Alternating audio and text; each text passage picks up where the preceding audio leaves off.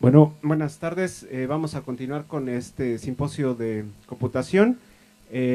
Sigue cómputo cognitivo, la coordina el doctor Tom Froese. También estará el doctor Luis Pineda y el doctor Pablo Padilla. Sí, gracias. La hora después de la comida siempre es la más difícil del día. Voy a empezar con una introducción al tema que nos deja en un punto en donde vamos a entrar en dos pláticas un poco más profundas, una en términos de teoría y la otra en la práctica empírica. Para empezar, ¿qué es el cómputo cognitivo? Bueno, el intento es de usar nuestras teorías de la mente, lo que conocemos de la mente, del cerebro, para implementar un proceso de inteligencia artificial, de aprendizaje de máquinas más parecidas a los procesos que conocemos de los humanos y en esta manera ayudar, apoyar a la toma de decisiones. Esa es más o menos la idea del cómputo cognitivo. Para problematizar un poco el tema, voy a dar una breve introducción a la historia de este tema, empezando con los orígenes de la ciencia cognitiva hasta la robótica corporal de hoy. Y para motivar un poco mi presentación, voy a mostrar un vídeo de Asimov, que es uno de los robots más famosos por Honda. Tiene muchos recursos. Es una de las compañías más grandes del mundo trabajando en tema de robótica humana. Entonces, nos da una idea de qué se puede hacer hoy en día.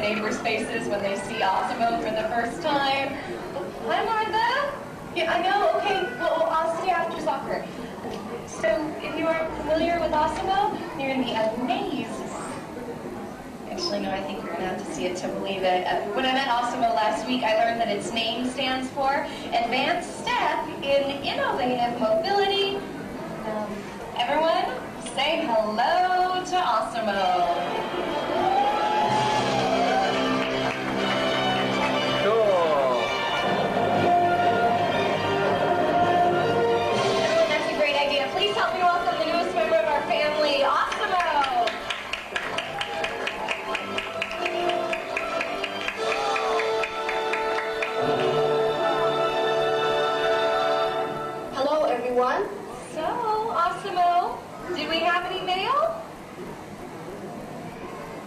We're going to go this way. Can I have that? Okay. No? No. Oh. The neighbor gave this to me. I see. You know what? This looks like the invitation to Cassidy's birthday party. My kids are so excited to see you. Okay, but you want to get ready for the kids? All right, everyone, can we give Osimo a round of applause? We're actually going to head back and grab the kids right now. We're going to have to lower the curtain. You guys can come back and see us in a little bit. We're going to get started on this. Due to unforeseen circumstances, this performance of Say Hello to Osimo, presented by Honda, has been canceled. We regret any inconvenience. Bueno, vemos que aunque tienen todos los recursos del mundo, del dinero que quieren, los mejores ingenieros, ¿no? Pero todavía Asimov no entiende nada, básicamente, ¿sí? Es un show, no entiende nada. Entonces, eso nos da una idea de qué tan difícil es el problema del cómputo cognitivo. Realmente todavía no tenemos cómputo cognitivo en un sentido real. Entonces, mi presentación va a ser un poco de un resumen de las problemáticas en el campo del cómputo cognitivo. Aquí tenemos una breve historia del campo. Y disculpa que los diapositivas son en inglés, pero voy a traducir el contenido. Es una breve historia de la inteligencia artificial en la robótica. Empezamos en los 60, 70 con un tipo de inteligencia artificial simbólica, luego se vuelve subsimbólica y luego se vuelve corporizada. Y vemos aquí un ejemplo de Rodney Brooks de MIT. Fue inspirada por unos insectos. Y también la teoría de la mente que está motivando a estos robots está cambiando de una teoría enfocada dentro del cerebro, de procesamiento simbólico, a una teoría de mentes que es más situada, más relacionada con el mundo y tiene menos que ver con símbolos. Brooks fue famoso por su rechazo de la tradición clásica de la inteligencia artificial y hubo críticos que su aproximación basada en insectos pues no se puede cambiar en un marco para entender también la cognición humana. Él dice que sí, pero hoy en día lo más que está haciendo son estos robots en la fábrica, aquí en la derecha, que sí están basados en los principios de sus robots de insectos, pero son mucho más parecidos a los robots simbólicos normales. En términos de la tradición simbólica, tenemos este desarrollo aquí, por ejemplo, vimos a Asimov al principio, pero también hemos visto que no funciona bien, ¿sí? Todavía falta mucho para realmente tener un robot que entiende su entorno y su situación. Y eso tiene consecuencias, que por ejemplo, en el caso de Uber, no están dejaron a investigar automóviles que se pueden manejar solo porque hubo accidentes fatales. Y básicamente el problema es que a veces el sistema de visión computacional no puede decidir si es una bolsa de plástico enfrente del coche o es una persona. Entonces no tienen confianza en el sistema básicamente.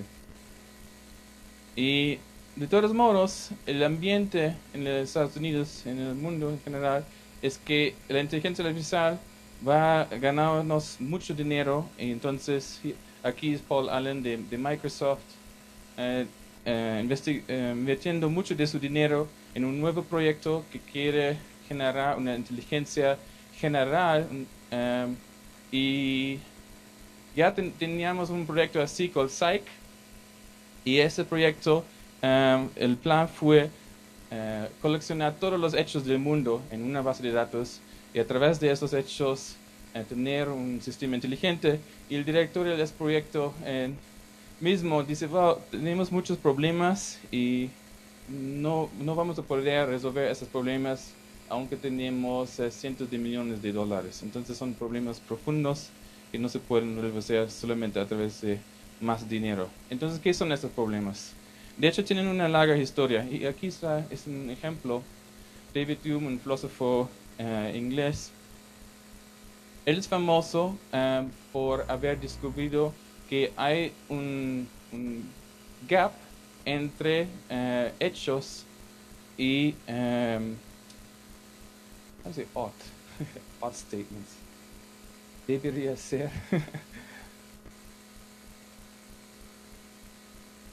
Yónticos. Okay. Bueno, leemos su texto aquí para darnos una idea. Where a passion, está hablando sobre emociones, where a passion is neither founded on false suppositions nor chooses means insufficient for the end, the understanding can neither justify nor condemn it. It is not contrary to reason to prefer the destruction of the whole world to the scratching of my finger. ¿Sí? Entonces, la lógica no es suficiente para resolver problemas de preferencia, ¿no? Si lo prefieres, bueno, es tu cosa, ¿no? Pero la lógica en sí no puede ayudar en hacer este tipo de decisiones. Entonces, ¿cómo pensamos sobre procesos de preferencia, de valor, ¿no? de subjetividad? En inglés se llama normatividad. Hay una gran diferencia en dos tipos de procesos en nuestra realidad. Los procesos de la naturaleza, de la física, de la química, ocurren, pero no tienen condiciones de éxito, de fracaso. Para tener condiciones de éxito o fracaso, estamos ya en un ámbito del sujeto, ¿no? si yo tengo un proyecto y no lograr el proyecto, bueno, es un fracaso, ¿sí?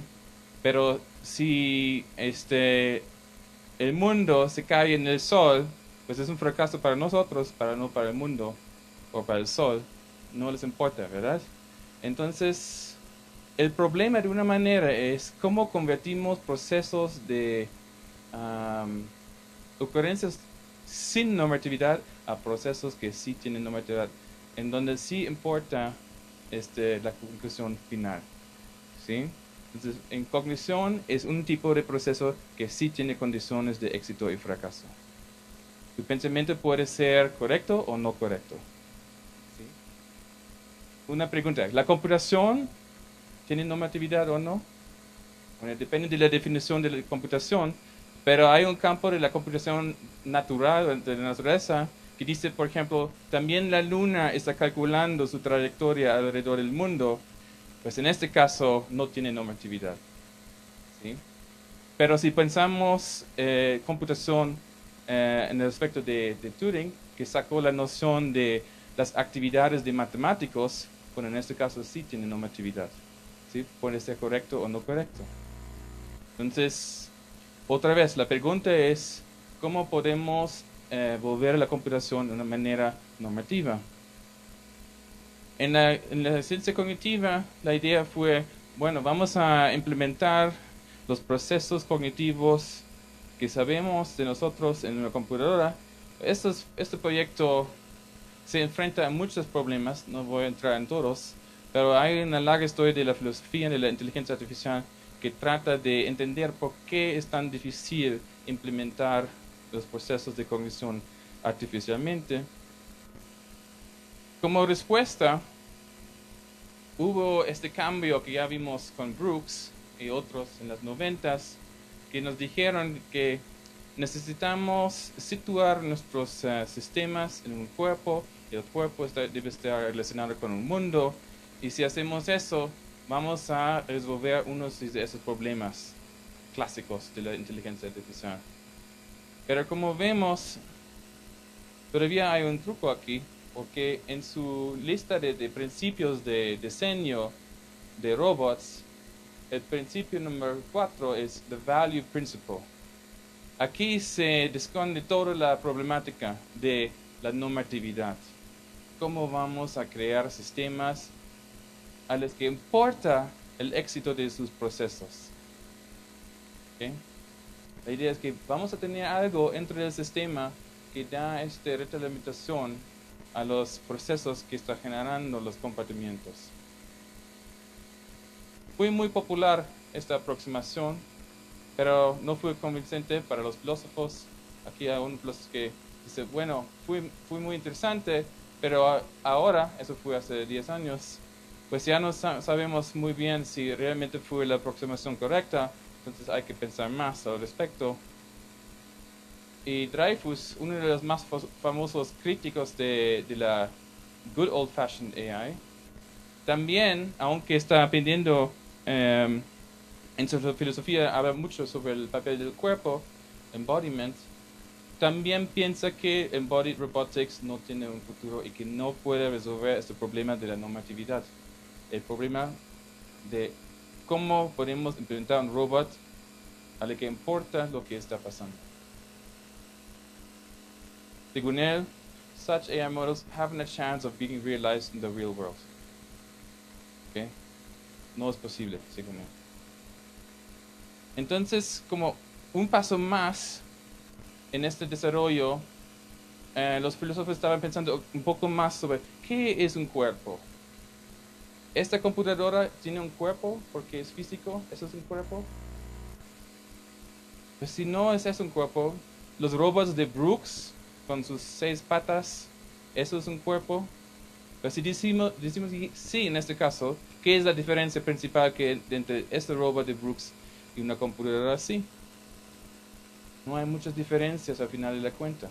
Entonces, la idea es que necesitamos aprender un poco más sobre el cuerpo biológico y su organización interna, que es una organización muy diferente de la organización de nuestras máquinas.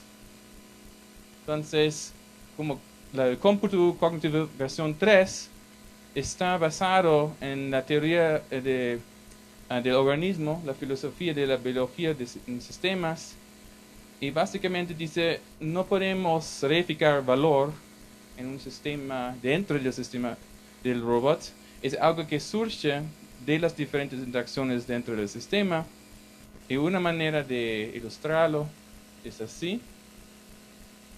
Esa es la teoría de agencia. Entonces es una manera de intentar definir qué es un agente. Siempre estamos hablando sobre agentes en la ciencia de computación, pero es muy infrecuente que tenemos una definición operacional de qué se trata cuando hablamos sobre un agente. Pues aquí es una posibilidad. ¿Okay? Tenemos un sistema. Lo que importa en este sistema es que es un sistema autoproduciendo o autopoético. ¿Cómo somos los organismos? Es a través de procesos de construcción de materia, de transformación de materia, el sistema mismo está construyendo las condiciones por su existencia. Y sin los procesos, el sistema va a morirse. Eso es muy diferente en comparación a una computadora que puede ser apagada y no pasa nada. Tiene su existencia por fuerzas estáticas, básicamente. No es una, ¿cómo dice? Achievement, logro de sus propias acciones. ¿Okay? Entonces, ese sistema, de una manera, está autodefiniendo su identidad como sistema. Como una célula que está construyendo la interfaz con su ambiente, y todo lo que es dentro de la interfaz es parte del sistema, y lo que es afuera es el mundo. Y eso es una operación que realiza el sistema mismo. Y en el caso de nuestras máquinas, nosotros como diseñadores estamos haciendo esta diferencia, ¿no? Algo que está dentro de mi máquina es parte del sistema, y algo que es afuera. Pero esta distinción no importa nada para el sistema porque es algo que nosotros estamos dando de afuera. Bueno, entonces esa es la parte del sistema. Ahora, el sistema va a estar acoplado a un entorno y puede pasar varias interacciones, procesos, ¿no? Pero aquí entra la normatividad, porque no todas las interacciones son buenas. Unas pueden matarte, ¿sí? Unos pueden curarte. Entonces hay una evaluación de diferentes tipos de interacciones y queremos aumentar la probabilidad de que las interacciones que tenemos son buenas para nosotros. Entonces eso es esta flechita aquí que estamos regulando, o los sistemas autopoéticos están regulando su acoplamiento en términos de sus condiciones de sobrevivencia. Y de una manera así entra la normatividad en los sistemas biológicos. Entonces la idea aquí es, si queremos sistemas con normatividad en nuestros sistemas artificiales, hay que realizar algo parecido a este tipo de esquema en nuestras computadoras. Eso no es fácil y de hecho la problemática todavía no se acaba porque se puede describir de una manera un sistema así en términos de un espacio de estados de un sistema, y hay unos estados que son estables aquí, hay otros que son no estables, y hay un punto de no regreso que podemos modelar el comportamiento del sistema en términos de su trayectoria en ese espacio de estados, pero si hacemos así, bueno, no hay regulación de una manera, porque todas las trayectorias ya están determinados del principio del sistema. Eso significa ¿no? un sistema dinámico determinista. Eso es lo normal, eso es lo que estamos usando en la ciencia. Pero si eso es la base de nuestra ciencia, de la naturaleza, no permite una noción de regulación en donde hay dos opciones. Puedes tener un éxito, puedes tener un fracaso. Aquí eso no existe. Siempre vas a tener una trayectoria hasta el final y no puedes cambiar a otra trayectoria. Entonces todavía no entendemos realmente cómo es posible que tenemos esta opción de elegir trayectorias, ¿no? En términos de valores. Vi a Brooks en el verano, fue un conferencista en el Congreso Internacional de Vida Artificial, y básicamente todavía está compartiendo esta idea. Eso fue un paper de hace 20 años, pero según él, nada se cambió radicalmente y todavía aplica hoy en día. Dice, perhaps we have all missed some organizing principle of biological systems or some general truth about them. Perhaps there's a way of looking at biological systems which will illuminate an inherent necessity in some aspect of the interactions of their parts that is completely missing from our artificial systems. I'm suggesting that perhaps at this point we simply do not get it. Y yo estoy de acuerdo con este juicio, porque realmente los mejores filósofos de hoy en día no entienden todavía cómo es posible que tenemos subjetividad, normatividad en un mundo materialista. Es el problema mente-cuerpo que es el mismo que desde hace ya, ¿no?, cientos de años o más, y no estamos más cerca de resolver este problema, pero si no lo resolvemos, nuestras computadoras siempre van a ser al lado de la materia y no de la subjetividad, y eso nos pone limitaciones fuertes en los tipos de sistemas artificiales que podemos diseñar. Bueno, voy a pasar la palabra.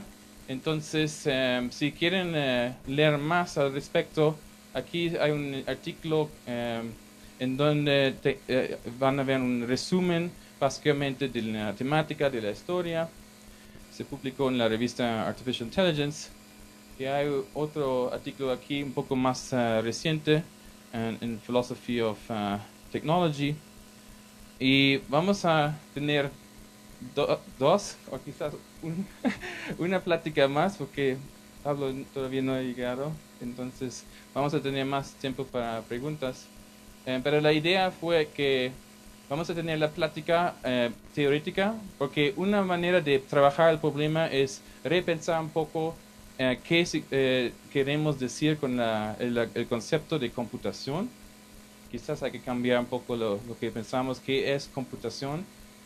La segunda plática fue, bueno, también necesitamos entender mejor cómo la cognición se realiza en sistemas biológicos. Bueno, vamos a ver si todavía llega Pablo, si no vamos a tener más. Buenas tardes, muchas gracias Tom por darme un espacio en esta mesa. Yo voy a tomar mi tiempo para hablar de estas tres nociones de cognición, representación y conciencia, también un poquito desde una perspectiva histórica y también de mi visión personal. Bueno, la cognición es algo que se estudia desde los griegos, ciertamente Aristóteles, y también como interpretamos a Platón, trata de la percepción, de la memoria, del razonamiento. Y la propia palabra cognición es también bastante vieja, yo cuando menos unos 5 siglos que se ha utilizado, me parece, en el término de pensamiento y conciencia. Pero hoy en día, más bien, yo lo concibo como el estudio de la mente como procesos de información, o de manera más precisa, como procesos computacionales. Y esto ocurre a raíz de la máquina de Turing, simplemente porque antes de la máquina de Turing, pues no existían los procesos computacionales como un objeto de estudio. La máquina de Turing los introdujo al panorama intelectual de la humanidad. Y lo que la máquina de Turing puso sobre la mesa, me parece a mí, es la posibilidad de hablar desde un punto de vista materialista, científico, de representaciones. Antes, la representación era un objeto de especulación subjetiva, de introspección. De hecho, las representaciones estaban prohibidas en el conductismo que dominó el panorama de la psicología y de muchas disciplinas en la primera mitad del siglo XX, pero con la máquina de Turing podemos modelar representaciones que pueden ser efectivas en la causa de la conducta de los agentes. Y esto es muy claro, se arguye muy claramente en un libro muy importante en la historia de la cognición, se llama The Language of Thought, por Jerry Fodor, del 80, donde él arguye que el objeto de la cognición es un lenguaje con características sintácticas proposicional y representacional al que llama el mental S. Y Fodor es muy claro que este mental S está inspirado en la máquina de Turing. Es decir, que la propuesta es que la mente hace una manipulación simbólica análoga a la que lleva a cabo la máquina de Turing. Y esto está pues en el centro del GOFAI, del Good Old Fashioned Artificial Intelligence, que Tom mencionaba en su plática anterior. Ahora, aquí hay que ser cuidadosos porque hay dos sentidos de representaciones de interés. Bueno, la noción de representaciones, hay muchas nociones de representaciones. Es un concepto sumamente complejo. Pero hay dos centrales en la historia que yo estoy contando, que la primera es una noción muy artificial intelligence, muy común para los que hacen computación, que se elabora explícitamente, aunque ya venía por supuesto desde el planteamiento original de Turing en el artículo del 50, en la hipótesis de representación del conocimiento de Brian Smith, que en su tesis doctoral propuso que los ingredientes estructurales de un proceso o un sistema computacional los podemos considerar representacionales si el conocimiento de ese agente lo podemos sacar verbalmente, como proposiciones lingüísticas. Tanto el conocimiento explícito que está en la base de datos, digamos una base de datos de conocimiento, una ontología, como el conocimiento implícito que podemos derivar. Entonces, si hacemos esa exhaustiva, digamos, análisis, pues los sistemas son representacionales. Y además, que estas proposiciones son esenciales y causales en la conducta de la gente. Entonces, esta distinción va a la noción clásica de que lo que es representacional, que es lo simbólico, que es cuando declaramos el conocimiento, digamos, a través de expresiones lógicas o a través de Prolog o una red semántica, donde podemos ver cuáles son las proposiciones que el sistema tiene. Y se opone a la noción de no representacional o subsimbólico, donde el conocimiento no se dice, nada más se usa, como cuando modelamos habilidades, como digamos un coche autónomo, y pues ese es el conocimiento que codificamos en algoritmos, codificamos en redes neuronales y otros sistemas, donde sacarlo hacia afuera, digamos, no es el caso, no lo podemos hacer exhaustivamente. Ahora, Brian Smith y la tradición de pensamiento es muy explícito que esto es independientemente de quién haga la atribución semántica. ¿Y qué es eso de la atribución semántica? Pues eso es decir, quién haga la interpretación. Y esto nos lleva al segundo sentido de representación, porque una representación en la mente es el resultado de una interpretación. Entonces yo tengo ese slide y tengo unos símbolos en la pantalla y yo lo leo, y cuando lo leo estoy interpretándolo, y como producto de esa interpretación surge en mi mente una representación, y esa representación es que yo estoy entendiendo. Y sucede un momento dado de habilidad de leer. No sucede para todos. A los niños cuando empiezan a leer nada más leen como pericos.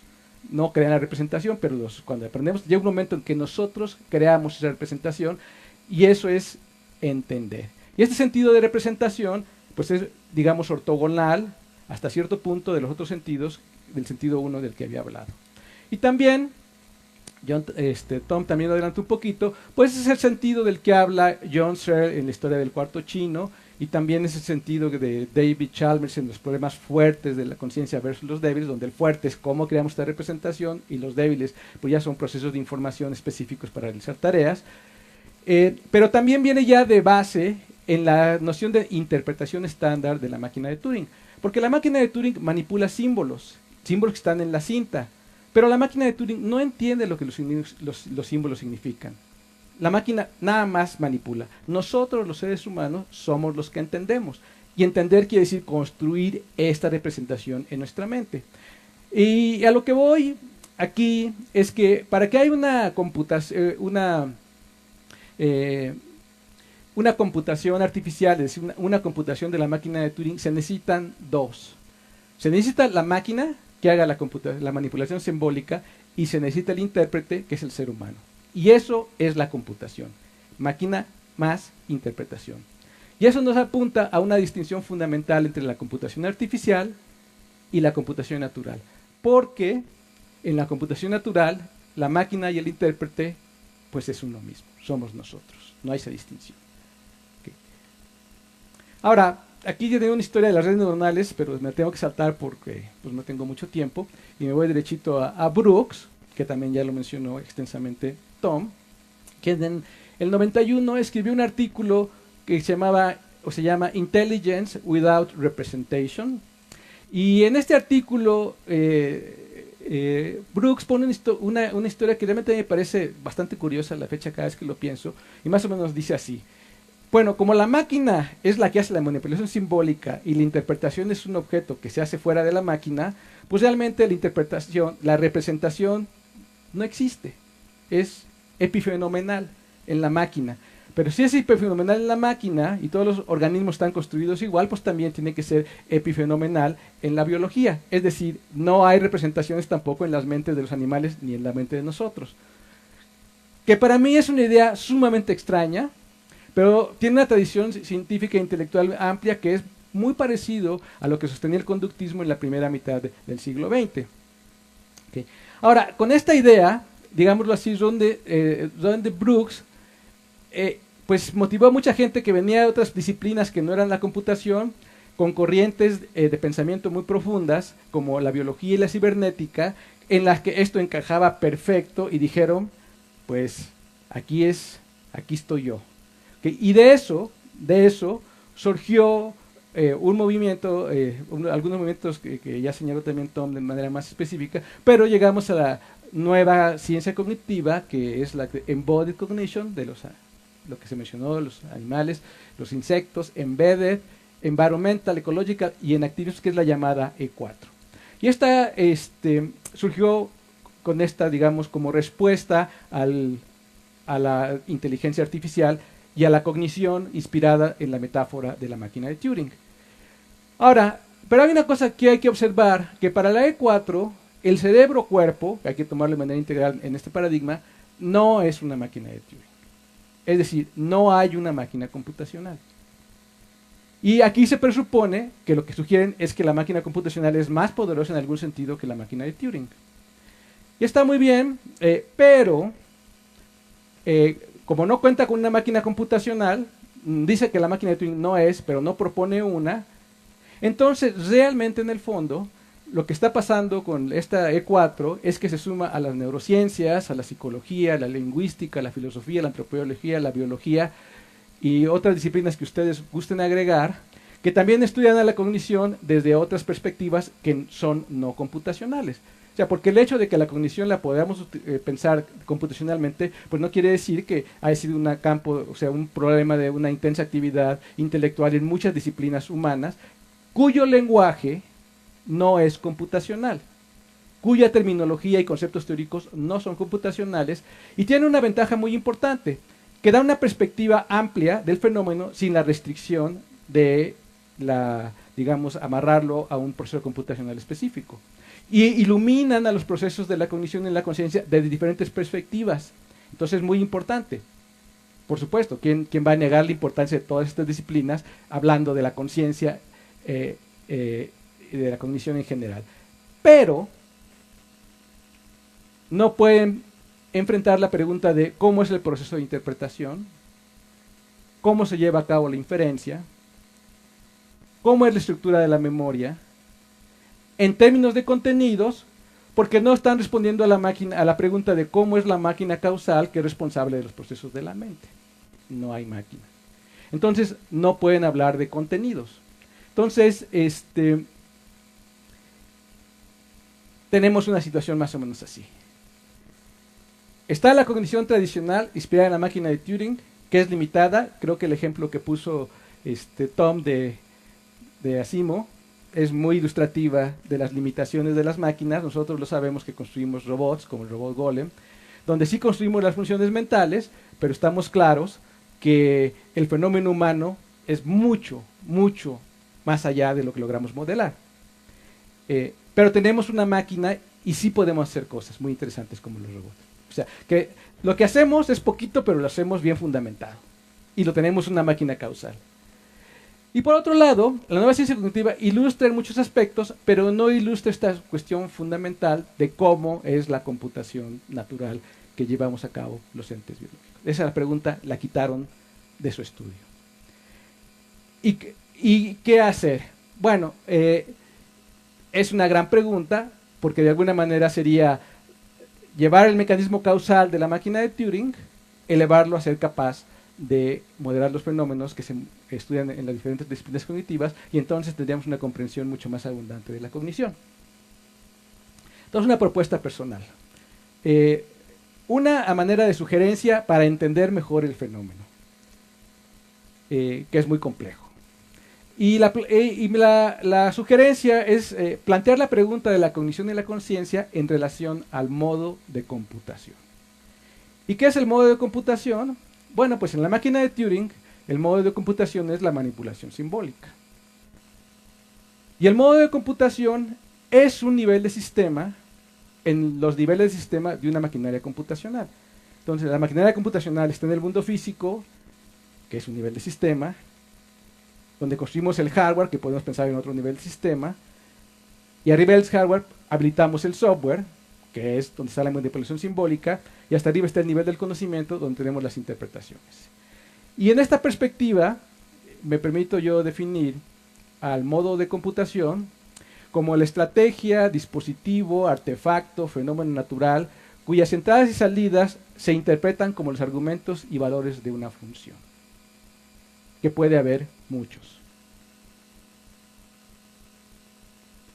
Y el modo de computación queda inmediatamente abajo del nivel del conocimiento en donde está la interpretación. Y abajo puede haber otros módulos, otros niveles del sistema para construir los mecanismos físicos, incluyendo los biológicos. Y también esta perspectiva nos ilumina, yo creo, en la pregunta de dónde surge el fenómeno computacional mismo, tanto en los artefactos que construimos como en la naturaleza. Y mi propuesta es que hay un modo de computación sumado a una interpretación. Y en ese momento tenemos una computación. Entonces, esto, pues, es una cosa es lo que dice y otra cosa es lo que dice que no puede ser. Lo que no puede ser es que haya un modo de computación que en sí mismo sea una computación. Por ejemplo, el universo no es una computadora. Los fenómenos naturales en sí mismos no son computadoras. Pueden ser computadoras siempre y cuando sean un modo que se adecue a una interpretación. Pero el fenómeno natural en sí mismo no es una computación. Entonces, ¿cuáles son otros modos? Bueno, pues las computadoras analógicas. Ahí el modo de computación son circuitos eléctricos, pero que en sí no son computadoras. Pero si yo los interpreto como que la entrada es un argumento de una función y la salida es un valor, entonces ya tengo las computadoras analógicas. Y lo mismo con los fenómenos cuánticos, de los que llevamos aquí ayer, que su modo de computación no es manipulación simbólica, justamente eso distinguen de las máquinas de Turing. El modo de computación es el medio cuántico, que en sí no es una computadora, pero cuando recibe una interpretación como una función que está siendo evaluada, entonces tenemos la computación cuántica. Y así ustedes pueden tener tantos modos de computación como gusten, con el único requerimiento de que el artefacto o dispositivo pueda ser interpretado como una función. Entonces, un transductor, su entrada y su salida son interpretados como argumentos y valores de una función, es una computadora que computa nada más una función específica.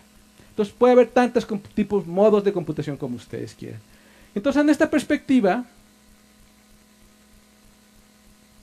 la pregunta es, ¿cuál es el modo de computación de la computación natural? Y ese modo es un nivel de sistema que está abajo del nivel del conocimiento, probablemente, ahorita voy a decir algo más, pero arriba del cerebro-cuerpo. ¿Okay? Y además, una propiedad de la computación biológica es que es un modo consciente. Porque si yo estoy resolviendo una suma con un papel cuadriculado y un lápiz, yo estoy haciendo el cálculo, que es la manipulación simbólica, pero si tengo una suficiente edad, estoy entendiendo que estoy haciendo un cálculo, estoy siendo consciente de eso. Y esta noción de conciencia incluye a la normatividad de la que hablaba Tom y a muchas otras actitudes intencionales que son atributos de la conciencia humana. Claro que es muy difícil saber cuál es el modo de la computación natural. y que es consciente. ¿Por qué? Porque resolver este problema, pues resolvería el problema fuerte de la conciencia. ¿Por qué surge el sentimiento de conciencia? Y ese problema yo creo que es uno de los más difíciles que están abiertos en el panorama de la ciencia hacia el futuro. Yo no creo que haya nadie desde ninguna perspectiva que tenga una visión clara y contundente de cómo se soluciona, pero sí es un problema muy importante. Entonces aquí la sugerencia no es pensarlo así, porque pensarlo así pues nos dice cómo podemos cuando menos enfocar la pregunta. Y además otra consecuencia me parece es que si logramos encontrar el modo de computación de la computación natural, entonces el nivel de conocimiento, que es la interpretación, y el modo de computación son el mismo, porque es el nivel de la conciencia. Y yo creo que esta preocupación de cuerpo-cerebro, como el físico que sostiene al modo de computación de la computación natural, es la preocupación que está fundamentalmente de base en E4 y en los sistemas cognitivos, que en última instancia es el problema de cómo surge la conciencia del cuerpo. Ok, es una más a manera de propuesta. Ahora, de una manera más directa, también tengo mucho interés en cómo podemos aumentar la computación de la máquina de Turing hacia una computación natural, y aquí tengo una propuesta en este artículo que se llama una extensión distribuida de la máquina de Turing, donde propongo una extensión del formato de la máquina de Turing que me permite representar computaciones distribuidas, no son redes neuronales. Ahí está está en el archive, si ustedes lo quieren leer. Y una cosa central de esa teoría es que me permite definir una noción de entropía computacional como el promedio o grado de indeterminación de las unidades de proceso o memoria de un sistema computacional. Y esta noción de entropía y el proceso distribuidos me permite proponer una distinción entre la computación artificial, que es la de la máquina de Turing, y la computación natural en 4 dimensiones que me parecen muy importantes, que son la capacidad o demanda algorítmica, la estructura de la memoria, si tienen memoria asociativa o no, y la entropía. Entonces, en el caso de la máquina de Turing, pues tienen capacidad algorítmica muy alta, son los aviones del cálculo, para eso las queremos. Cálculos que nosotros no podemos hacer. Pero su memoria tiene una estructura sumamente sencilla, la memoria RAM, que es local, y definitivamente no tienen memoria asociativa, y si la tienen de manera muy, muy limitada y simulada. Y la entropía es 0, porque la máquina de Turing es una máquina perfectamente determinada. Y la computación natural, por otro lado, pues la capacidad algorítmica es muy baja. Nosotros somos muy malos para resolver algoritmos, por eso inventamos las computadoras. Y si los resolvemos, pues usamos papel y lápiz para resolverlo.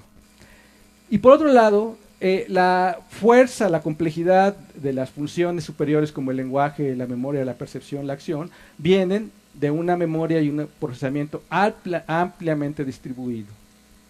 Okay. Fundamentalmente, la memoria es fundamentalmente asociativa, no solamente de los seres humanos, sino la biológica. Y aparte yo propongo que tiene que haber una entropía moderada. Y esta entropía moderada lo que permite es un muy buen compromiso entre capacidad expresiva y efectividad o eficiencia en la computación, que es lo que requerimos los seres biológicos para estar en el mundo y actuar de manera en tiempo real, ¿no? Estar ubicados en el mundo. Muchas gracias. Hola, profe, acerca de la inteligencia, y pues yo creo que es magnífico lo que está haciendo, su trabajo es sorprendente, y quería saber, todo esto que está aplicando es para, o sea, entender, como usted dice, la conciencia de primeramente del ser humano y cómo una computadora puede pues procesar todos esos sentimientos, toda esa información y poder resolver y generar resultados, ¿no? Entonces quiero saber pues cuál ha sido su conclusión, qué avances ha tenido en esos aspectos para aplicarlos a sus robots. Es para mí la pregunta, sí, puede ser para ti. Bueno, esto todavía no se aplica al robot, es una cuestión que está todavía probándose y a nivel de hipótesis con algunos resultados iniciales satisfactorios. El punto central es Sí, es crear una memoria asociativa que es profundamente distribuida, completamente paralizable, donde el conocimiento realmente se exprese de manera distribuida, pero tomando en conjunto el contenido de la memoria se puede integrar como un solo concepto. Entonces, sí, en ese artículo hay un experimento con el reconocimiento y memoria visual de dígitos muy exitoso. Y ahora lo que estamos haciendo de manera pues, poquito a poquito es tratar de construir memorias asociativas para dominios de conocimiento más complejos. Entonces, este es, digamos que lo que surgirá de esta teoría, en caso de que todo resulte correcto, como yo lo pienso, es una máquina de Turing, es una extensión de la máquina de Turing, pero la máquina de Turing, no es entrópica. O sea, la entropía no es un parámetro de la máquina, porque está completamente determinada. Entonces, en el caso, digamos, lo que yo propongo es que simplemente es el caso extremo de la máquina de Turing, pero hay un conjunto de máquinas posibles con un nivel de entropía que son plausibles. Entonces, en ese sentido, se aumenta un modo de computación que además de incluir todos los elementos de la máquina de Turing en el formato estándar, permite una noción entrópica. Ahora, esto es en la dimensión informacional. En la dimensión de cómo se hacen las representaciones, nada más planteé la pregunta, porque esa pregunta es cómo entra la subjetividad, cómo entran las cualidades, cómo entra este sentimiento de que tenemos aquí una representación, que aparte es activo. Y aparte, este conocimiento, el conocimiento que nosotros tenemos en el nivel del símbolo, en el nivel mental, es más que el conocimiento que está en el nivel del símbolo, es mucho más rico. Entonces, hay todas estas, para eso, pues yo no tengo una respuesta, les digo, porque es resolver ese problema es de alguna manera resolver el problema central de la conciencia, lo cual creo que es algo completamente, un problema muy difícil. He pensado mucho en eso, he preguntado a muchísima gente de diferentes disciplinas en toda mi vida y nunca he encontrado ninguna respuesta que me parezca mínimamente satisfactoria a cómo es que nosotros somos conscientes en este sentido. Ahí nada más planteo la pregunta. Pero yo creo que ampliar la máquina de Turing en cuanto a su capacidad, no en computar algoritmos muy rápidos, que también es algo muy importante, sino en tratar de computar algoritmos de manera distribuida, de una manera que sea más parsimoniosa con lo que hacemos los seres biológicos, es lo que contribuye a aumentar la máquina en el sentido de la ciencia cognitiva. Voy a agregar un poquito. Estoy de acuerdo con lo que dice Luis. Y no tocamos las nuevas tecnologías que están muy populares en estos días, como Deep Learning y cosas así, pero no cambian fundamentalmente los problemas que estamos abordando aquí. Son más poderosos, pero de una manera las técnicas son los mismos que de los 80s, entonces no hay un cambio teórico en estas tecnologías. Los computadores son más poderosos, básicamente, pero todavía no estamos más cerca a esta computación semántica, si queremos hablar de eso. Pero si logramos una computación semántica, cambia por completo toda la industria, toda la revolución tecnológica va a ser completamente diferente. Entonces, si quieren ganar cientos de billones de dólares, no solamente necesitan resolver el problema de la conciencia y van a ser ricos, ¿no? Pero en lugar de eso, ¿no? Dado que, como dice Luis, en este momento es muy difícil pensar claramente sobre cómo resolver este problema, también algo que no tocamos, pero es posible aprovechar la mente humana también. En lugar de intentar replicar todos los procesos humanos en una computadora, aprovechamos humanos para realizar esos procesos. Y eso es lo que vimos, por ejemplo, con Amazon Turk y cosas así, en donde la gente da su tiempo para resolver tareas que son muy difíciles de resolver sin una computación semántica artificial. Entonces, quizás también eso es una posibilidad de pensar eso un poco más en detalle de cómo podemos aprovechar mejor las capacidades humanas para resolver este tipo de cosas.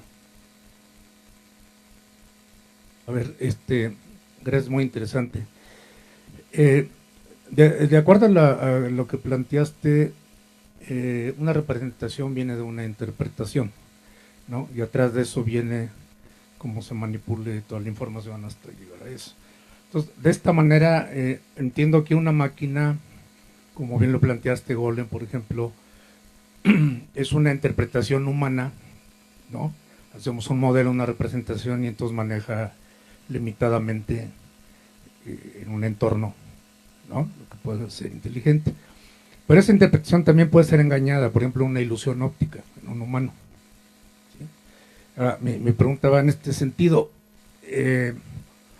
Llegará el momento algo que con ese modelo, esa interpretación que hagamos a una máquina, también pueda ser engañada. O sea, desde este punto de vista, una máquina nunca podrá tener conciencia. ¿Cuál es tu opinión? Mira, o sea, short, ok. Bueno, las máquinas no tienen conciencia. Okay. Ahora, si eventualmente logramos elevarlas a el nivel logramos resolver este problema, pues muy probablemente se pueden engañar de la misma manera que nos podemos engañar a nosotros. Okay. Pero sí, Golem no es consciente. Golem tiene el sistema representacional y no representacional en el primer sentido. Pero en el segundo sentido, nosotros somos lo que atribuimos esa interpretación. Eso es una máquina, es como un coche. ¿Sí? Gracias. La última pregunta. Respecto a la normatividad, ¿cuál es la asociación que se... O sea, entiendo, bueno, a lo mejor no entendí bien, pero en seres vivos la normatividad puede estar asociada o muy asociada a las acciones para la supervivencia del ser vivo, ¿no? Correcto. Para la alimentación, para lo que sea. Eso se ve desde la E. coli, en donde puede decidir hacia qué dirección ir, qué comer, y tiene memoria de lo último que comió. ¿Y cuál es la relación entre eso y conciencia, entre esas necesidades de supervivencia y la conciencia, y cómo se podría extrapolar a objetos que no tienen esa posibilidad de morir y por lo tanto no tienen esa motivación o esa normatividad para transformarlo en conciencia? Es una buena pregunta. De una manera, en este momento pienso que la mortalidad es necesario para tener computación semántica. Entonces la pregunta es cómo podemos hacer hardware que en una manera tiene la capacidad de morir. Esa es una pregunta difícil, pero necesitamos pensar más dinámicamente, quizás trabajar más con materias que no son tan estáticas. Esa es una manera de pensarlo. Y la otra es, aunque eso nos abre quizás la puerta para pensar cómo surgen valores en el sistema, esos valores van a ser muy ligados a la sobrevivencia, como dices. Entonces, no sirve mucho si no hace nada aparte de sobrevivir, ¿verdad? En nuestro caso sabemos que tenemos muchos otros valores que no tienen directamente que ver con sobrevivir como seres vivos básicos, ¿no? Esa es una pregunta muy, muy grande, tiene que ver con la evolución, con la cultura, con interacciones sociales, pero básicamente la idea es que hay mecanismos de mediación que los ponen más lejanos a estos valores básicos, pero como sobrevivencia es el valor madre de todos los valores, y luego los podemos formar de una manera en otras direcciones, pero siempre tienen ese vínculo con la existencia misma. La existencia misma se vuelve más complicada, más extendida, más cultural, más social, pero siempre está ligado con esta existencia autoproduciendo, precaria, ¿no? Con finitud. Estas son como las condiciones básicas. No es muy popular porque los de Silicon Valley quieren bajar su conciencia en sus computadores y ser inmortales, ¿verdad? Pero según eso no es posible. O si lo hacen, su vida va a ser sin sentido, básicamente. Okay. Con eso vamos a cerrar esta sesión y muchas gracias a todos ustedes. Gracias.